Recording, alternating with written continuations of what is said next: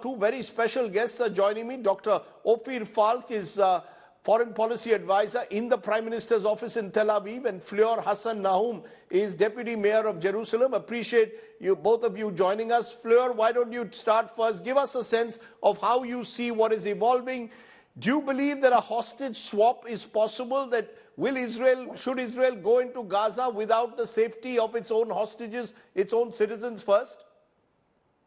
Well, first of all, you have to understand the trajectory that we've had over the last 4 days. We've gone from terrible surprise, trauma, to what happened to the attack. Everybody's been affected personally by this. We're in a small country and everybody knows somebody. I myself am very friendly with the mother of a boy who's actually one of the hostages. He's also an American citizen. And we've gone from 2 days of complete shock and trauma to evolving into now defiance. And of course, Israel's obligation, it's mainly to its citizens, of course, the captured hostages, and to dismantle the terrorist infrastructure. And this is what the Prime Minister has said, if we don't dismantle the terrorist infrastructure, then we've achieved nothing and they can attack us again. We're talking about a barbaric regime, an ISIS regime, which is the long arm of Iran. They will stop at nothing. They have zero value for life, not even their own. So why would they have value for our life? And Israel has to do whatever it needs to do to secure our citizens and to get our people back home. Let me just take that specifically what you just said to Dr. Ophir Falk, because what it means, Dr. Ophir, is that you want to secure your citizens who are being held hostage by Hamas.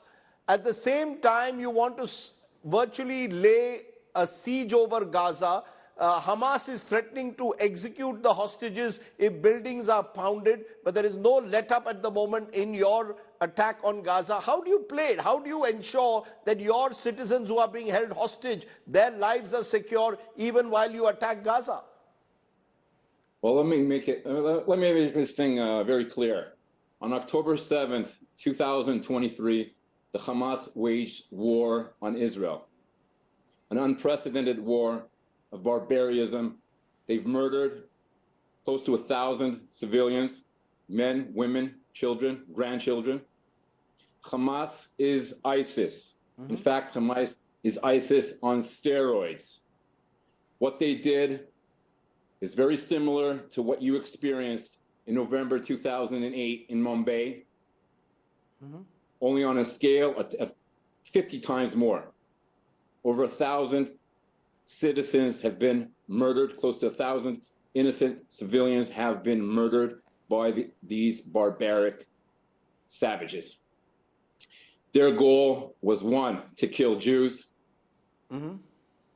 as many Jews as they could, to kidnap men, women, children, grandchildren, and to derail the peace prospects that Prime Minister Modi presented in the recent G20. Israel is on a counteroffensive now. There will be a counteroffensive that Hamas has never experienced before. Their capabilities will be dismantled. They will never be able to do such a thing again. We highly appreciate the support provided by world leaders around the world, from Prime Minister Modi, from President Biden, from almost every leader in the world that is trying to reach out to us, and we appreciate that significantly. This is a war of civilized states versus savages, and we are going to win this war. We have no other choice, and we will win this war. Where does that leave, as I said, Dr. Falk, the hostages that are being held? They are Israeli citizens. We don't know how many of them. Do we know how many of them are being held hostage, and what happens to their security and safety? In the past, Benjamin Netanyahu has even negotiated for one Israeli soldier who was held hostage a decade ago. Any person who hurts any of the hostages will die. That's clear. We will dismantle the capabilities of Hamas to ever attack us again in the way that they did. Never again. Never again. This is a war, again, civilized states against barbarian savages. Flair Hassan Naum, you're hearing these strong words.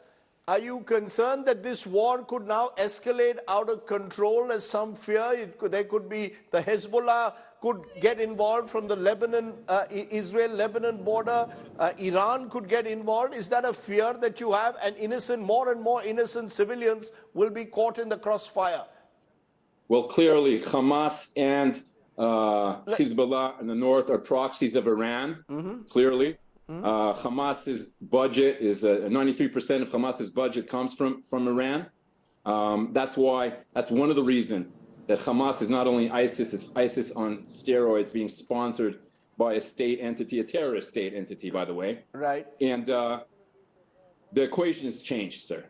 The equation has changed. We are not in a military operation or a tit for tat. This is a war. This is a war of civilized states against savages, and we will win this war. We are very, very, very appreciative that the people of India, the Prime Minister of India, have expressed their unequivocal support for Israel and for humanity. We appreciate that. This is a war that will last as long as it is needed. Right. To last until we dismantle Hamas. Flair Hassan, now let me take what I just heard from Dr. Falk forward. Do you fear, as Deputy Mayor of Jerusalem, an escalation of this war in which more innocent civilians could die? Or do you believe this is the only way to send a message to Hamas after what's happened on the weekend? Well, first of all, we live in Jerusalem, in a very delicate city. As you know, 40% of our population here is Muslim Arab, and we have enhanced the presence of our security forces. We know that we have some very small radical Hamas sleeper cells in the city, and we have our finger on the pulse. And so far, everything has remained calm. I think the Israeli forces are doing a wonderful job in ensuring that we don't have more fronts opening up for Israel. But even if they do, Israel is prepared for anything. We use a fraction of our power because we actually have a decent moral code, and we do everything that we can to avoid civilian casualties. But if we are pushed and tugged, then we will use it. And let me just tell you something else. And I completely agree with Dr. Falk. This is a civilizational war. We're talking about the long arm of Iran. Iran is a country and a regime that is killing its own women, its own people. Iran wants to take the world back 500 years. And it's no coincidence that this is happening right now when Israel had a very clear roadmap for peace with Saudi Arabia. This is the last thing that Hamas wants. This is the last thing that Iran wants, Israel to normalize with the rest of the Arab world, because then the region will be divided in two regions, the countries that want peace and prosperity and the countries that want destruction and radicalism. And we all know which side Israel is on, and I hope the world understand which side Hamas is on. It's on Iran's side, and Iran is not just a threat to us, it's a threat to the entire world.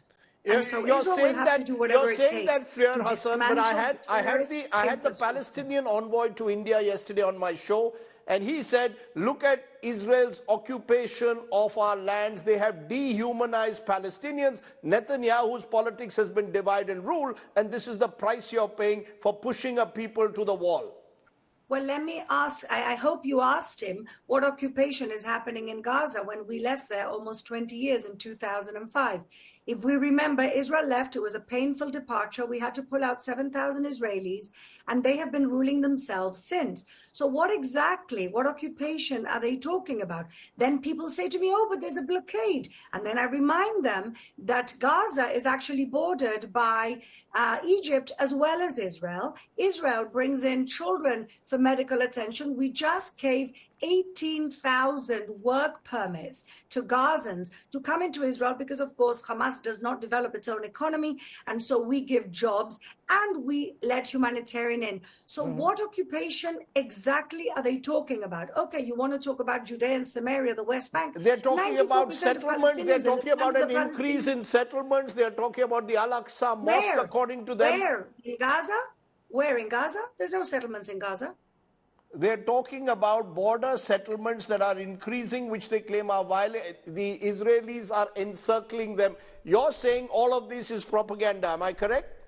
What I'm saying is that when they want an excuse for a war, they find an excuse for a war. Let me tell you, I've been the deputy mayor of Jerusalem for almost 5 years, and all of the Al-Aqsa narrative is nonsense. Okay. Nobody does more to facilitate the freedom of worship than we do here in Israel. In 1 square kilometer, we have Christians, we have Muslims, we have Jews, and we handle it very well. We, in fact, facilitate freedom of worship by bringing in transport, free transport, so that people can come to Al-Aqsa Mosque on every Ramadan Friday. But when they want to create a war, they send 200 hooligans, they start throwing rocks, and then they say that the Israeli forces are actually storming Temple Mount when they created the conflagration to begin with. So we're talking about a very sophisticated propaganda of victimhood. What they have to do, and what the world has to push the Palestinians to do, is take responsibility for themselves. Enough blaming Israel for their bad governance, for their extremism, and for a genocidal regime. Enough. Dr. Falk, as a final question, will that siege therefore continue of the Gaza Strip, cutting off supplies? Again, there the fear is innocents will get lost. You're saying you will dismantle and destroy Hamas's infrastructure. How will you separate that from the civilians who exist in the Gaza Strip? They will lose their lives as you bomb buildings which you claim are part of the Hamas infrastructure. Isn't that a real fear? And the response from Palestinians is this is not the first time. Many of our civilians have lost their lives over the last decade or so. Let me make it very clear. The Hamas, ISIS on steroids, waged war against Israel on October 7th, 2023. We are returning war. They wanted war, and they will receive war. They wanted war, and they will get war. We will dismantle the Hamas's capability to damage, to attack Israel. How will you ensure that civilians are not killed in the process? Exactly how will you ensure, sir, that civilians are not killed in the process? Excuse me? How will you ensure that civilians are not killed in the process? We have warned all civilians, all Gazans, long ago to get out of war zone, and we are now attacking Hamas with all our might, and we will dismantle Hamas's capability to attack innocent civilians in the process. This is a war of civilization against savages, and we expect everyone, all civilized people, all human beings, in fact, to support our war against ISIS and Hamas. Okay. Thank you very much. Thank you very much. Thank you very much, Dr. Falk.